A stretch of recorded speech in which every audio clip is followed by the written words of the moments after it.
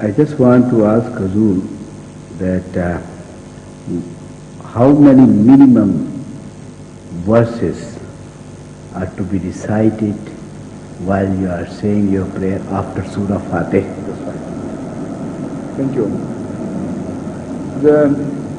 All these Muslim scholars are agreed on this, that if you say 3 verses, that should suffice,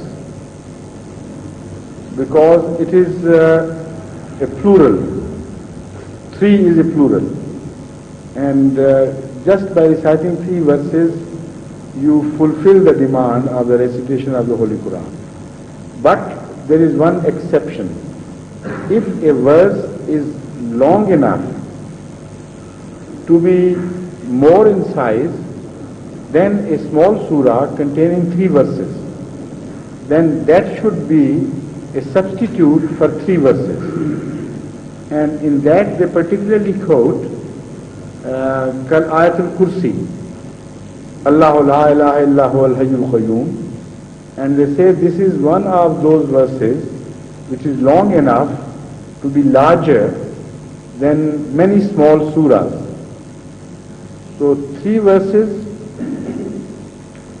that is to say maybe a surah containing only 3 verses, because there is no surah with less than 3 verses.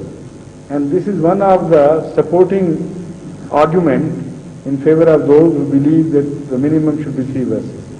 They say that you can't say less than a surah. Now, I mean, if you say a surah, nobody can object that you have not read the Holy Quran.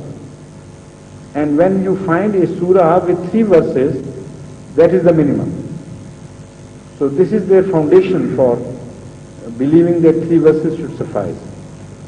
And then the other part of the argument is that if a verse is longer than a surah and that surah is sufficient, why should that verse not be sufficient?